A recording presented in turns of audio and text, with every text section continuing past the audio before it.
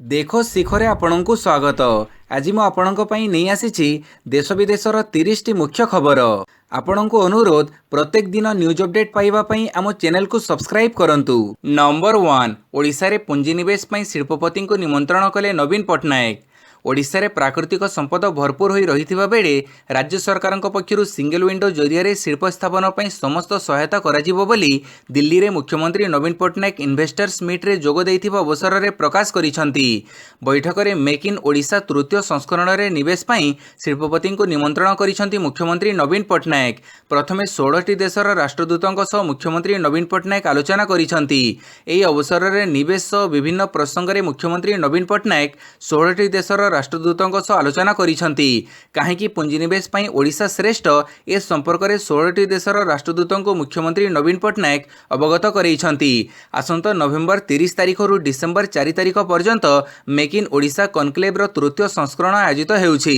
ଏହି କନକ୍ଲେଭରେ ବିଭିନ୍ନ ଦେଶରୁ ଅଧିକ ପୁଞ୍ଜି କିପରି ଓଡ଼ିଶାକୁ ଆସିବ ସେ ନେଇ ମୁଖ୍ୟମନ୍ତ୍ରୀ ନବୀନ ପଟ୍ଟନାୟକ ଗୁରୁତ୍ୱ ଦେଇଛନ୍ତି। ନମ୍ବର 2, ରାଜ୍ୟମାନଙ୍କୁ ରିହାତି ଦରରେ ଡାଲି ଯୋଗାଇ ଦେବେ କେନ୍ଦ୍ର ସରକାର। ରାଜ୍ୟ ଓ କେନ୍ଦ୍ରଶାସିତ ପ୍ରଦେଶକୁ ରିହାତି ଦରରେ ଚଣା ଅର୍ଥାତ୍ ଡାଲି ଯୋଗାଇ ଦେବେ କେନ୍ଦ୍ର ସରକାର। କ୍ୟାବିନେଟ୍ କମିଟି ବୈଠକରେ ଏହି ପ୍ରସ୍ତାବକୁ ମଞ୍ଜୁରୀ ମିଳିଛି। ମୂଲ୍ୟ ସମର୍ଥନ ଯୋଜନା ଅର୍ଥାତ୍ ପିଏସ୍ଏସ୍ ଏବଂ ମୂଲ୍ୟ ସ୍ଥିରତା ପାଣ୍ଠି ଅର୍ଥାତ୍ ପିଏସ୍ଏଫ୍ ଅଧୀନରେ କିଣାଯାଇଥିବା ଡାଲି ଷ୍ଟକ୍ରୁ କେନ୍ଦ୍ର ସରକାର ଏହି ଚଣା ଡାଲି ରାଜ୍ୟମାନଙ୍କୁ ଯୋଗାଇ ଦେବେ। ଏହି ଡାଲିକୁ ରାଜ୍ୟ ଓ କେନ୍ଦ୍ରଶାସିତ ପ୍ରଦେଶ ସରକାରମାନେ ବିଭିନ୍ନ କଲ୍ୟାଣମୂଳକ ଯୋଜନାରେ ଉପଯୋଗ କରିବେ। ଅନ୍ୟପଟେ ବିରି, ହରଡ଼, ମସୁର ଡାଲି ପାଇଁ ପିଏସ୍ଏସ୍ ଅଧୀନରେ ଗୁଣବତ୍ତା କ୍ରୟ ସୀମାକୁ ମଧ୍ୟ ବର୍ତ୍ତମାନର 25%ରୁ 40%କୁ ବଢ଼ାଇବା ପ୍ରସ୍ତାବକୁ କ୍ୟାବିନେଟ୍ ଅନୁମୋଦନ କରିଛନ୍ତି। ନମ୍ବର 3, ସାରା ଦେଶର ଛାତ୍ରଛାତ୍ରୀମାନଙ୍କ ପାଇଁ କେଜରିୱାଲ ଆରମ୍ଭ କଲେ ଭର୍ଚୁଆଲ ସ୍କୁଲ। କାଲି ପବିତ୍ର ଗଣେଶ ପୂଜା ଅବସରରେ ଦିଲ୍ଲୀ ମୁଖ୍ୟମନ୍ତ୍ରୀ ଅରବିନ୍ଦ କେଜରିୱାଲ ବୁଧବାର ଏକ ଭର୍ଚୁଆଲ ସ୍କୁଲ ଆରମ୍ଭ କରି କହିଛନ୍ତି ଯେ ଦେଶର ବିଭିନ୍ନ ସ୍ଥାନରୁ ଛାତ୍ରମାନେ ଏହି ଭର୍ଚୁଆଲ ସ୍କୁଲରେ ନାମ ଲେଖାଇବା ପାଇଁ ଯୋଗ୍ୟ ହେବେ। ଦିଲ୍ଲୀ ମଡେଲ ଭର୍ଚୁଆଲ ସ୍କୁଲ ପାଇଁ ଆବେଦନ ପ୍ରକ୍ରିୟା ବୁଧବାରଠାରୁ ହିଁ ଆରମ୍ଭ ହୋଇଯାଇଛି। ଏହି ବିଦ୍ୟାଳୟରେ ଛାତ୍ରଛାତ୍ରୀମାନେ ନବମରୁ ଦ୍ୱାଦଶ ଶ୍ରେଣୀ ପାଇଁ ପାଠ ପଢ଼ିପାରିବେ। ଏ ସମ୍ପର୍କରେ ଏକ ସାମ୍ବାଦିକ ସମ୍ମିଳନୀରେ ଦିଲ୍ଲୀ ମୁଖ୍ୟମନ୍ତ୍ରୀ କେଜରିୱାଲ ସୂଚନା ଦେଇ କହିଛନ୍ତି, ସମଗ୍ର ଭାରତରେ ଛାତ୍ରମାନଙ୍କ ପାଇଁ ବିଦ୍ୟାଳୟ ପ୍ଲାଟଫର୍ମରେ ଆଡମିସନ ଖୋଲା ରହିବ ଏବଂ ସେମାନଙ୍କୁ ନିଟ୍, ସିୟୁଇଟି ଏବଂ ଜେଇ ପରି ପ୍ରବେଶିକା ପରୀକ୍ଷା ପାଇଁ ବିଶେଷଜ୍ଞମାନେ ମଧ୍ୟ ପ୍ରସ୍ତୁତ କରିବେ ଏବଂ ଦକ୍ଷତା ଆଧାରିତ ତାଲିମ ମଧ୍ୟ ପ୍ରସ୍ତୁତ କରିବେ।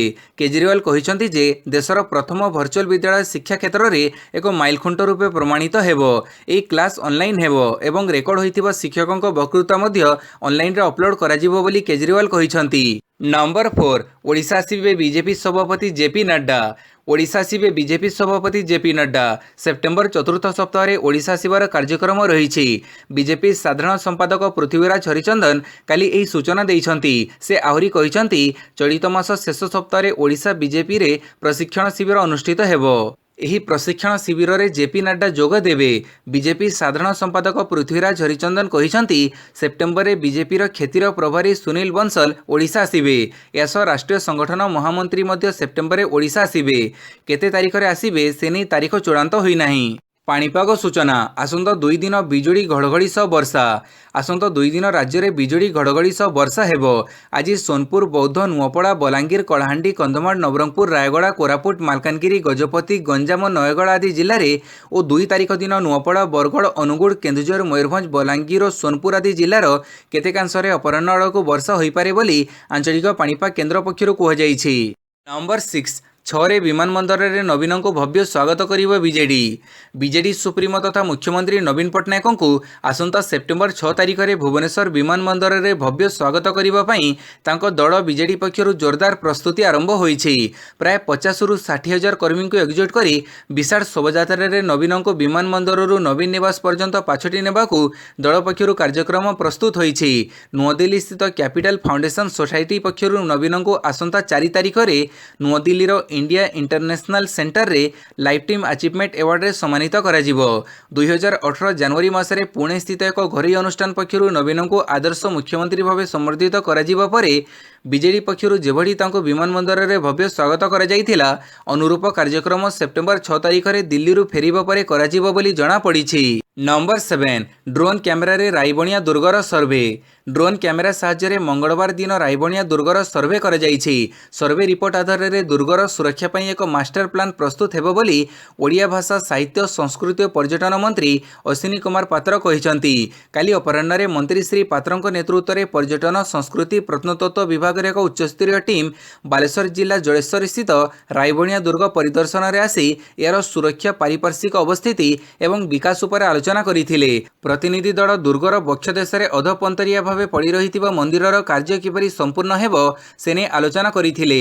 ଦୁର୍ଗର ଶତାଧିକ ଏକର ଜମି ଜବରଦଖଲରେ ରହିଛି, ସେସବୁକୁ ମୁକ୍ତ କରିବା ସମ୍ପର୍କରେ ଆଲୋଚନା କରାଯାଇଥିଲା।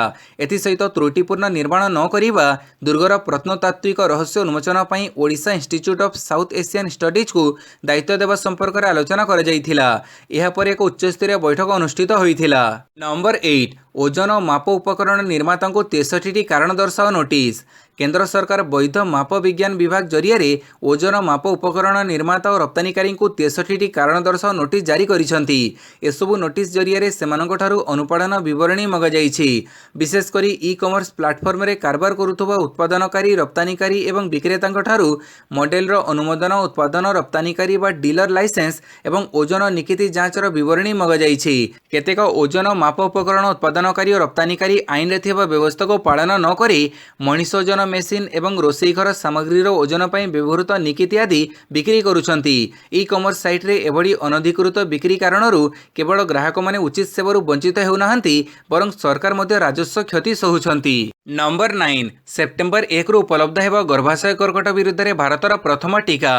ସିରମ ଇନଷ୍ଟିଚ୍ୟୁଟ୍ ଅଫ୍ ଇଣ୍ଡିଆ ଏବଂ ବାୟୋଟେକ୍ନୋଲୋଜି ବିଭାଗ ସେପ୍ଟେମ୍ବର 1ରେ ଗର୍ଭାଶୟ କର୍କଟ ବିରୁଦ୍ଧରେ ଭାରତର ପ୍ରଥମ ସ୍ୱଦେଶୀ ବିକଶିତ କ୍ୱାଡ୍ରିଭାଲେଣ୍ଟ ହ୍ୟୁମାନ୍ ପାପିଲୋମା ଭାଇରସ୍ ଟିକା ବଜାରକୁ ଛାଡ଼ିବାକୁ ଯାଉଛନ୍ତି ବୋଲି ସରକାରୀ ସୂତ୍ରରୁ କୁହାଯାଇଛି। ଗୁରୁବାର ଦିନ କେନ୍ଦ୍ର ବିଜ୍ଞାନ ଓ ପ୍ରଯୁକ୍ତି ବିଦ୍ୟା ରାଷ୍ଟ୍ରମନ୍ତ୍ରୀ ଜିତେନ୍ଦ୍ର ସିଂ ଏହି ଟିକାକୁ ଉନ୍ମୋଚନ କରିବେ। ଏହି ଟିକା ଅତ୍ୟନ୍ତ ପ୍ରଭାବଶାଳୀ ଏବଂ ଗର୍ଭାଶୟ କର୍କଟକୁ ରୋକିଥାଏ, କାରଣ 85%ରୁ 90% ମାମଲା ଗର୍ଭାଶୟ କର୍କଟ ଏହି ନିର୍ଦ୍ଦିଷ୍ଟ ଭୂତାଣୁ ହେତୁ ହୋଇଥାଏ ଏବଂ ଏହି ଟିକା ସେହି ଭୂତାଣୁ ବିରୁଦ୍ଧରେ କାର୍ଯ୍ୟ କରିବ। ତେଣୁ ଯଦି ଆମେ ଏହାକୁ ଆମର ଛୋଟ ପିଲା ଏବଂ ଝିଅମାନଙ୍କୁ ଦେବା, ତେବେ ସେମାନେ ସଂକ୍ରମଣରୁ ସୁରକ୍ଷିତ ରହିବେ ବୋଲି ଟିକାକରଣ ଉପରେ ଜାତୀୟ ବୈଷୟିକ ପରାମର୍ଶଦାତା ଗୋଷ୍ଠୀର ଅଧ୍ୟକ୍ଷ ଡକ୍ଟର ଏନ୍.କେ. ଆରୋରା କହିଛନ୍ତି।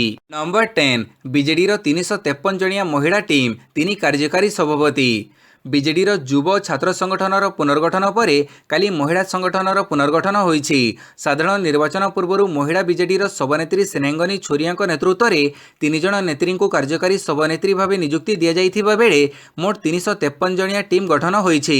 ନିର୍ବାଚନକୁ ଦୃଷ୍ଟିରେ ରଖି ମହିଳା ବିଜେଡିରେ ଅନେକ ନେତ୍ରୀଙ୍କୁ ଥଇଥାନ କରିବାକୁ ଉଦ୍ୟମ ହୋଇଛି। ନମ୍ବର 11 ଆଉ ଡମ୍ପିଂ ୟାର୍ଡ କରାଯିବନି, କାର୍ଯ୍ୟକ୍ଷମ ହେବ 41ଟି ଏମ୍ସିସି।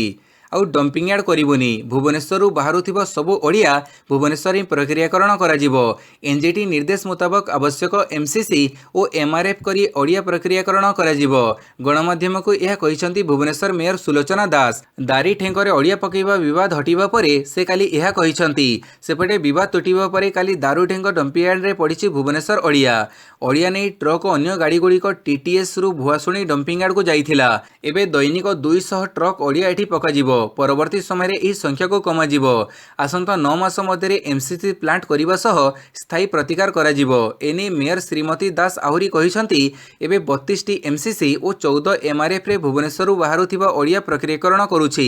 ଏବେ ଭୁବନେଶ୍ୱରରୁ 500 ଟନ୍ କଠିନ ଓଦା ଓଡ଼ିଆ ବାହାରୁଛି। 300 ମେଟ୍ରିକ୍ ଟନ୍ ଏମ୍ସିସି ଓ ଏମ୍ଆର୍ଏଫ୍ରେ ପ୍ରକ୍ରିୟାକରଣ ହେଉଛି। ନମ୍ବର 12 ମନ୍ମଥ ମନୋଜ ଦାସଙ୍କ ଜନ୍ମସ୍ଥାନ ହେବ ସଂସ୍କୃତି ଓ ପର୍ଯ୍ୟଟନ ପୀଠ। ଅନ୍ତର୍ଜାତୀୟ ଖ୍ୟାତିସମ୍ପନ୍ନ କଥାକାର ପଦ୍ମଶ୍ରୀ ମନୋଜ ଦାସ ଓ ବଡ଼ଭାଇ ବିଶିଷ୍ଟ ଐତିହାସିକ ତଥା ପୂର୍ବତନ ରାଜ୍ୟସଭା ସାଂସଦ ଡକ୍ଟର ମନ୍ମଥ ନାଥ ଦାସଙ୍କ ଶଙ୍ଖାରୀସ୍ଥିତ ଜନ୍ମପୀଠକୁ ସରକାରଙ୍କ ପକ୍ଷରୁ ଅବିଳମ୍ବେ ସଂସ୍କୃତି ଓ ପର୍ଯ୍ୟଟନ ସ୍ଥଳୀରେ ପରିଣତ କରାଯିବ। କାଲି ଭୋଗରେଇ ବ୍ଲକ ଅନ୍ତର୍ଗତ ଶଙ୍ଖାରୀସ୍ଥିତ ତାଙ୍କ ଜନ୍ମପୀଠରେ ଅନୁଷ୍ଠିତ ଏକ ସ୍ୱତନ୍ତ୍ର ବୈଠକରେ ଯୋଗଦେଇ ଓଡ଼ିଆ ଭାଷା ସାହିତ୍ୟ ସଂସ୍କୃତି ଓ ପର୍ଯ୍ୟଟନ ତଥା ଅବକାରୀ ମନ୍ତ୍ରୀ ଅଶ୍ୱିନୀ କୁମାର ପାତ୍ର ଏହା କହିଛନ୍ତି। ଏଥିସହିତ ମନୋଜ ଦାସଙ୍କ ସ୍ମୃତି ଜଡ଼ିତ ସମସ୍ତ ଆସବାବପତ୍ର ପଣ୍ଡିଚେରୀ ଓ ଭୁବନେଶ୍ୱରରୁ ଅଣାଯିବ ବୋଲି ବିଭାଗ ପକ୍ଷରୁ ସୂଚନା ଦିଆଯାଇଛି। ଏହି କାର୍ଯ୍ୟ ପାଇଁ ପ୍ରାଥମିକ ପର୍ଯ୍ୟାୟରେ ପର୍ଯ୍ୟଟନ ବିଭାଗ ତରଫରୁ 14 କୋଟି ଟଙ୍କା ବ୍ୟୟ କରାଯାଇ ଏହି ଦୁଇ ବରପୁତ୍ରଙ୍କ ଜନ୍ମପୀଠକୁ ଏକ ପର୍ଯ୍ୟଟନ କ୍ଷେତ୍ର ସହିତ ଗବେଷଣା କରାଯିବ। ନମ୍ବର 13 ସଡ଼କ ସୁରକ୍ଷା କାର୍ଯ୍ୟକ୍ରମରେ ଓଡ଼ିଶା ଦେଶରେ ଆଗୁଆ। सड़क सुरक्षा निर्देशनामा कार्यकारी करिबारे उच्च प्रदर्शनकारी भावे श्रेणीभुक्त होइछि ओडिशा। सड़क सुरक्षा तदारख करिबा पई सुप्रीमकोर्ट कमिटी द्वारा गठित परामर्शदाता दल ए स्वीकृति दैछन्ति। परिवहन विभाग सहित अंशीदार होइतिबा अनुपालन रिपोर्ट अनुसार ओडिशा 66% स्कोर करि पारिछि। प्रोजेक्ट रक्षक बाहक एवं जातीय सड़क सुरक्षा क्षुद्र चलचित्र महोत्सव समेत विभागर किछि पदक्षेप को सेमाने प्रशंसा करिसन्ति। एही परामर्शदाता दल भुवनेश्वर रे हेलमेट पिंधिबा नियम पालन को प्रशंसा करिसन्ति। भुवनेश्वर आरटीओ रे लागू होइतिबा स्मार्ट क्यू सिस्टम को प्रशंसा करा जाइछि। तेबे राज्य को आहुरी किछि अधिक करिबा को हेबो बोली एथिरे दर्शा जाइछि। ऑन ग्राउंड रे असानुरूप फल पाइबाकू जंत्रपाति और भित्तिभूमि उपलब्ध करने परामर्श दि जाइछि। नंबर 14 नीतीशंकु पाखरे बसी बीजेपी मुक्त भारत कथा कहिले केसीआर। बिहार गस्तरे थिबा तेलंगाना मुख्यमंत्री के चंद्रशेखर राव अर्थात केसीआर काली बीजेपी को तीव्र समालोचना करिसंती। बीजेपी सबुबेले कांग्रेस मुक्त भारत नारा देउथिबा बेले काली केसीआर बीजेपी मुक्त भारत चाहुथिबा कहिसंती। एही समय तांको सह स्टेज रे बिहार मुख्यमंत्री नीतीश कुमार मध्ये उपस्थित थिले। नीतीश कुमारଙ୍କ सह स्टेज शेयर करी केसीआर बीजेपी मुक्त भारत नारा देइसंती। सबुबेले अण बीजेपी अण कांग्रेस मेंटर वकिलाती करि आसुथुबा केसीआर काली बिहार गस्तरे आसी नीतीश कुमार और तांको डेपुटी तेजस्वी यादवଙ୍କୁ भेटिथिले। यापर से नीतीश कुमार गोटे कार्यक्रम में जोग देइथिले। एही समय से कहिसंती आमे वर्तमान केवल बीजेपी मुक्त भारत चाहूछु। नंबर 15 जीडीपी 13.5% बढ़िला। आरबीआई आकड़न ठारू कम। भारतर जीडीपी 13.5% हारे बढ़ी। 2022-23 आर्थिक वर्षर प्रथम क्वार्टर अर्थात एप्रिल रु जून मध्य अभिवृद्धि हार 13.5% रही। जातीय परिसंख्यान ऑफिस अर्थात एनएसओ पक्षर काली एही तथ्य जारी करा जाइछि। हेले एही अभिवृद्धि हार भारतीय रिजर्व बैंक करिथिबा आकड़न ठारू यथेष्ट कम। चलित आर्थिक वर्षर एप्रिल जून क्वार्टर रे देशर मोट जीडीपी अभिवृद्धि हार 13.5% रेकर्ड करा जाइछि, जहाँ जनवरी मार्च क्वार्टर रे 4.1% थिला। पूर्व आर्थिक वर्ष अर्थात 2021-22 एप्रिल जून क्वार्टर रे जीडीपी अभिवृद्धि हार 20.1% रही। यह आधार करी अनेक विशेषज्ञ देशर अर्थनैतिक अभिवृद्धि हार यथेष्ट अधिक रहिबो बोली आकलन करिथिले। हेले जीडीपी एहाठारु यथेष्ट कम रही। नंबर 16 सेप्टेम्बर 13 रे वेदांत विश्वविद्यालय मामलार शुणाणी। सुप्रीमकोर्ट रे प्रस्तावित वेदांत विश्वविद्यालय मामलार शुणाणी काली मध्ये होई पारि नाही। मामलार शुणाणी पई सेप्टेम्बर 13 को धार्य करा जाइछि। काली सुप्रीमकोर्ट विचारपति जस्टिस एमआर शाह और विचारपति जस्टिस कृष्णा मुरारी खंडपीठ रे मामला को शुणाणी पई तालिकाभुक्त करा जाइथिला। हेले अन्य एक मामलार शुणाणी जारी रहिथिबारु वेदांत विश्वविद्यालय मामलार शुणाणी होई पारि नाही। एही अवसर रे अनिल अग्रवाल फाउंडेशन पक्षरु वरिष्ठ आईनजीवी सीएस सुंदरम खंडपीठको दृष्टि आकर्षण करी कहिथिले बारंबार तालिकाभुक्त हेउथिले मध्य मामलाटीर शुणाणी होई पारु नाही। नवेम्बर 2010 रे ओडिशा हाईकोर्ट वेदांत द्वारा प्रस्तावित विश्वविद्यालय पई जमी अधिग्रहण को बेआईन बोली कहिबा परे राज्य सरकार वेदांत सुप्रीमकोर्टको द्वारस्थ होइथिले। सुप्रीमकोर्ट वेदांत जमी अधिग्रहण उपरे स्थितावस्था बजाय रखिबा पई राज्य सरकारको निर्देश देइथिले। नंबर 17 कुकुड़ा अंडा चाषी चेतावनी। अंडा दर न बढ़िले पुणी हेब आंदोलन। राज्य में अंडा पिछा उत्पादन खर्च 4 टंका 75 पैसा होइथिबा बेले national egg coordination committee NECC अंडा पिछा मात्र 3 टंका 60 पैसा धार्य करिछि। फଳରେ चाषीटीए अंडा पिछा 1 टंकारु अधिक क्षति सहुछि। एनईसीसी मनमानी जोगु गत 6 मासरे राज्यर 200 रु अधिक फार्म प्राय 100 कोटी टंकार क्षति सहिलेଣି। बैंकरू ऋण करी कुकुड़ा चाषी माने बेपार आरंभ करिथिबा बेले क्रमगत क्षति जोगु अनेक चाषी निज फार्म बिक्री करबाकू बसिलेଣି। मात्र एनईसीसी अंडा चाषी दाबी प्रति कर्णपात करूनाही। तेणु ए क्षेत्र में एनईसीसी तुरंत पदक्षेप ग्रहण न कले पुनर्बार आंदोलन को ओह्लैबाकू अंडा चाषी माने चेतावनी दैछंती। नंबर 18 एनसीआरबी रिपोर्ट दिनकू 90 नाबालिका दुष्कर्मर शिकार। जातीय अपराध रेकर्ड ब्यूरो एनसीआरबी रिपोर्ट रु गोटिए परे गोटिए तथ्य सामनाक आसिबारे लागिछि। देश में नाबालिका माने केते सुरक्षित तार गुमर एनसीआरबी रिपोर्ट रु खोली जाइछि। गत वर्ष अर्थात 2021 रे देश में दैनिक 90 जन नाबालिका दुष्कर्मर शिकार होइछंती। एही मामला गुड़िक आईपीसी रो धारा 376 और पोक्सो एक्ट रो धारा 4 और 6 अनुଯାयी रुजु करा जाइछि। एनसीआरबी रिपोर्ट रे कहै जाइछि जे वर्ष 2021 रे 33,686 जन नाबालिका समग्र देश में दुष्कर्मर शिकार होइछंती। तालिका रे मध्य प्रदेश 1 नंबर स्थान रे रहिछि। एठारे गत वर्ष मोट 3,552 जन नाबालिका दुष्कर्मर शिकार होइछंती। नंबर 19 विकसित ओडिशा गठन पई शपथ नेला असीम ओडिशा। 2036 मसीहा सुधा ओडिशा को एक विकसित प्रदेश भाव में गढ़ी तोड़िबा पई असीम ओडिशा एहार बज्र शपथ घोषणा करिछि। ओडिशा बाहर बसवास करुथुबा ओडिया मानकर एही शीर्ष संगठन राज्यर सर्वांगीन उन्नयन सकाशे प्रवासी ओडिया मानकु एकजुट करिवार प्रयास लगातार भाव जारी रखिथिबा जणा जाइछि। बेंगलुरु ठारे अनुष्ठित असीम ओडिशार मानस मंथन बैठक में आमर मातृप्रदेश आउ मात्र 14 वर्ष पर यार 100तम प्रतिष्ठा वर्ष पालन करने को जाउथिबा समय रे याकु पुनर्बार सुजला सुफला एवं शस्य श्यामल स्वरूप प्रदान पई संस्था यार प्रतिबद्धता प्रकाश करिछि। अधिवेशन रे सारा देशर आस्थिबा ओडिया संप्रदायर तुंग नेता एवं विशिष्ट प्रवासी ओडिया माने जोग देइथिले। Number 20 Filmfare award Ranbir श्रेष्ठ अभिनेता और कृति श्रेष्ठ अभिनेत्री।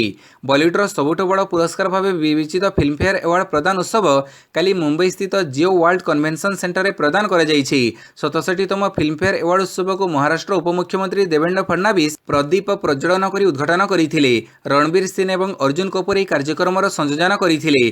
चलित वर्ष शेरशाह को श्रेष्ठ सिनेमा पुरस्कार प्रदान कर रणबीर सिंह को श्रेष्ठ अभिनेता और कृति सेनन को श्रेष्ठ अभिनेत्री रूपे घोषणा कर सहित यह चलचित्र पर श्रेष्ठ निर्देशक श्रेष्ठ प्रच्छदपट गायक श्रेष्ठ प्रच्छदपट गायिका भाव यथाक्रमे विष्णुवर्धन बी प्राक एवं आशीष कर पुरस्कृत होइछन्ति। जीवनव्यापी साधन पर सुभाष घाई पुरस्कृत होइछन्ति। नंबर 21 राज्यसभा आसिब नदी जल विवाद संशोधन बिल।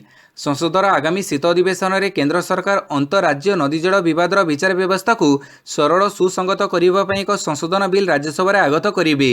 विश्वस्त सूत्रରୁ यह जमापड़ी 2019 जुलाई 31 रे अंतरराज्य नदी जल विवाद व एकक नदी जल ट्रिब्यूनाल संशोधन बिल 2019 पारित हो सारी। राज्यसभा यह बिल पारित होगा पर महानदी जल विवाद समेत देश में सक्रिय थिबा अन्य ट्रिब्यूनाल गुड़िकर उच्छेद हेबो। नंबर 22 अमेरिका ड्रोन को कब्जा करिबा पर छाड़िला ईरान। अमेरिकार एक ड्रोन मध्य प्राच्यर पारस्य उपसागर उपर उड़ुथिबा बेले ईरान रिवोल्यूशनरी गार्डर जवान माने ताहाको निज कब्जा को करि नैथिले। परे दुई देश मध्य गोपन आलोचना पर ईरान एही ड्रोन को छाड़ी देइथिला। मध्य प्राच्य अवस्थापित अमेरिका नौसेनार 5म भेड़ार कमांडर तिमोथी हॉकिन्स सूचना अनुसार सेल ड्रोन एक्सप्लोरर ड्रोन पारस्य उपसागर उड़ुथिबा बेले ईरान एक जहाज में मुतयन थिबा रिवोल्यूशनरी गार्डर जवान माने ताहाको निज नियंत्रण को नहीं जाइथिले। परे हॉकिन्स ईरान सामरिक अधिकारी मानक सह आलोचना पर ईरान यह छाड़ी देइथिला। नंबर 23 चीन रो जीरो कोविड नीति विरोध में कहवा और लेखिबा मना। चीन रो बेजिंग स्थित एक गवेषणा केन्द्र रिपोर्ट करथिला जे जीरो कोविड नीति जोगु देशर व्यवसाय वाणिज्य शिल्प उत्पादन बाधाप्राप्त हेबा सह अर्थनीति संकुचित हेउछि। संगे संगे चीन एही रिपोर्ट को निश्चित करिदेला।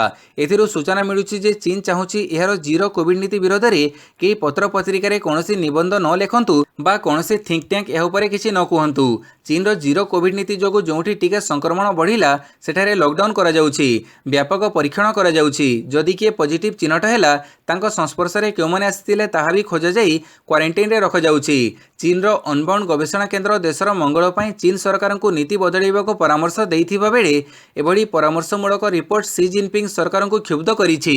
नंबर 24 समस्त चिनुक लड़ुआ हेलिकॉप्टर को बसई देला अमेरिका। सबु चिनुक लड़ुआ हेलिकॉप्टर को सामयिक अब्याहति देला अमेरिका सेना। इंजिन रे निया समस्या जोगु समस्त 400 चिनुक हेलिकॉप्टर को अमेरिका सेना ओल्लै देइथिबा सूचना मिलिछि। अंतर्जातीय गणमाध्यमर खबर अनुसार 70टी हेलिकॉप्टर इंजिन जांच कर जाइथिला। तेबे इंजिन रे एक यंत्रांश रे समस्या थिबा विशेषज्ञ दल देखिबाको पाइछन्ति। या परे सबु चिनुक हेलिकॉप्टर को सामयिक भावे निवृत्त कर जाइछि। तेबे चिनुक हेलिकॉप्टर वर्तमान सुधा कोनोसी दुर्घटनार सम्मुखीन होई नाही कि एथिरे केही आहत होई नाहांती बोली अमेरिका पक्षरु कह जाइछि। समस्या जना पड़िबा परे सेनार सुरक्षा दृष्टि चिनुक हेलिकॉप्टर सामयिक सेवा निवृत्त कर जाइथिबा सूचना मिलिछि। अन्यपटे भारतीय वायुसेना मध्य चिनुक हेलिकॉप्टर व्यवहार करुथिबारु याकु नै चिंता बढ़िछि। काहेकि अमेरिका समस्त चिनुक हेलिकॉप्टर सामयिक निवृत्ति देला से नै अमेरिका को रिपोर्ट मागिछि भारतीय आकाश बाहिनी। नंबर 25 चलीगले सोवियत रूसर शेष राष्ट्रपति। बिना रक्तपात रे शीतल युद्ध को निर्णायक परिणाम देइथिबा सोवियत रूसर शेष राष्ट्रपति मिखाइल गोर्बाचोव मंगलवार विलंबित राति परलोक घटी। मृत्यु बेड़क 91 वर्ष होइथिला। मस्कोर एक हस्पिटाल रे परिणत बयस रे जीवन युद्ध सह लड़ी हारी जाइछन्ति मिखाइल सोवियत रूसर शेष राष्ट्रपति थिले। बिना रक्तपात रे मिखाइल द्वारा शीतल युद्ध रे पूर्णछेद पड़िथिला, किंतु सोवियत रूस को खंड विखंडित हेबारु रोकी पारि नथिले मिखाइल। सोवियत रूसर शासन व्यवस्था रे संस्कार आनिबा लागि से आरंभ करिथिबा पेरिस्तोइका और ग्लासनस्ट व्यवस्था सारा विश्व में चर्चित होइथिला। तांको शासन काल से अमेरिका सह अस्त्रशस्त्र डील को ह्रास करी पाश्चात्य राष्ट्र सह उत्तम संपर्क स्थापन करिबारे बड़ पदक्षेप नैथिले।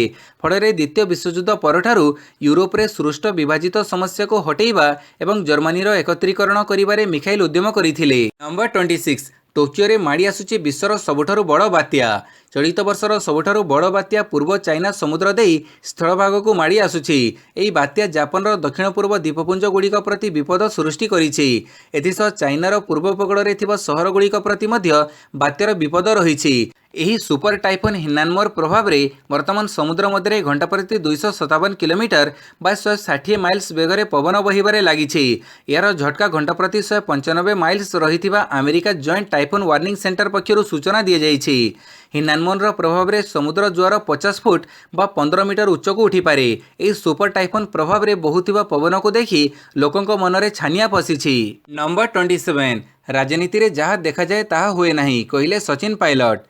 राजस्थान पूर्वतन उपमुख्यमंत्री तथा कांग्रेस नेता सचिन पायलट बुधवार कांग्रेस सभापति निर्वाचन को नहीं बड़ बयान देइछंती। कांग्रेस सभापति किए हेबो एनी चर्चा चलीथिबा बेले राजनीति रे जहाँ देखा जाए ताहा हुए नहीं बोली कहिसंती सचिन। एस दलर सभापति किए हेबो ताहा अक्टोबर रे स्पष्ट होइजिबो बोली से कहिसंती। एबे राहुल गांधी को कांग्रेस सभापति हेबाको मन करिबा परे शशि थरूर कांग्रेस अध्यक्ष हेबा पई प्रतिद्वंदिता करि पारंती बोली चर्चा हेउछि। एबोली चर्चा को नहीं प्रश्न कराजिबारु पायलट कहिथिले एही पूर्वरु कहि जाइछंती जे राजनीति रे जहाँ देखा जाए ताहा हुए नहीं एवं जहाँ हुए ताहा देखा जाए नहीं, तेणु समय को अपेक्षा कर। नंबर 28 हिमाचल अख्तियार पाई कांग्रेस देला 10टी बड़ प्रतिश्रुति। हिमाचल प्रदेश रे एबे निर्वाचन प्रस्तुति आरंभ हो जाइछि। निकटरे आम आदमी पार्टी हिमाचलवासी को 5टी बड़ प्रतिश्रुति देइथिबा बेले वर्तमान कांग्रेस भोट हातेइबा पाई 10टी प्रतिश्रुति पूर्ण करिबाकू घोषणा करिछि। पुराना पेंशन योजना पुनः स्थापित हेबो, महिला माने प्रति मासरे 1500 टंका पाइबे, मुद्रास्फीति ह्रास करिबाकू 300 यूनिट विद्युत मागणा रे दियाजिबो, युवपीढ़ी को 5 लाख चाकरी दियाजिबो, उद्यान कृषक मानक फड़र मूल्य स्थिर करिबा सुविधा, युवक मानक स्टार्टअप पाई 680 कोटी टंकार पांठी, मोबाइल क्लिनिक माध्यम प्रत्येक ग्राम में मागणा चिकित्सा दियाजिबो, प्रत्येक विधानसभा 4टी इंग्राजी माध्यम विद्यालय खोलाजिबो, प्रतिदिन गाई महिषी पाड़कों ठारू 10 लिटर क्षीर क्रय कराजिबो, किलोग्राम प्रति 2 टंका मूल्य गोबर क्रय कराजिबो। नंबर 29 हांगकांग को 40 रन रे हरई एशिया कप सुपर 4 रे भारत। अपेक्षाकृत दुर्बल हांगकांग को हरई एशिया कप्र सुपर 4 रे पहुंची टीम इंडिया। सूर्यकुमार यादव विस्फोरक 26 बॉल रे 68 और विराट कोहली 59 रन बड़े भारत निर्धारित 20 ओवर रे 2 विकेट हरई 192 रन करिथिला। यार जवाब रे हांगकांग भल बैटिंग करिथिले मध्य केवल 5 विकेट हरई 152 रन करने सक्षम होइछि। एही मैच को भारत 40 रन रे जीति क्रमगत द्वितीय विजय हासिल करिछि। प्रथम मैच रे दल चिर प्रतिद्वंदी पाकिस्तान को हरैथिला। नंबर 30 यूएस ओपन विजय सह अभियान आरंभ कले सेरेना मेडवेड। चलित वर्षर अंतिम ग्रांडस्लाम यूएस ओपन रे प्रसिद्ध खेलाड़ी सेरेना विलियम्स सहज विजय सह अभियान आरंभ करिसंती। स्टाफनस सिसिपास टेलर फ्रिज स्टानिस्लास वारिंका और सिनेमा हालेपुंग भरी खेलाड़ी प्रथम राउंड रे पराजित होई विदाय नैछंती। महिला सिंगल्स प्रथम राउंड रे सेरेना सीधासड़क 6-3 6-3 सेट रे डांका कोभिनिको परास्त करिथिले। भिडियोटी को संपूर्ण देखिथिबारु बहुत बहुत धन्यवाद।